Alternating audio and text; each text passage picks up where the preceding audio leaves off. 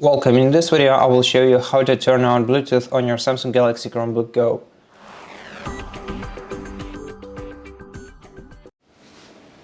To enable Bluetooth services on your device, you're going to have to open the control center by clicking this icon in the bottom right corner of your screen, and then select Bluetooth and switch its toggle to the right.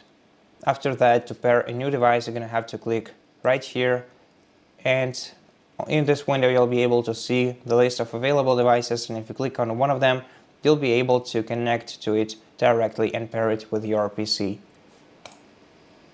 And that's it. To disable your Bluetooth, go back to Control Center and switch this toggle off.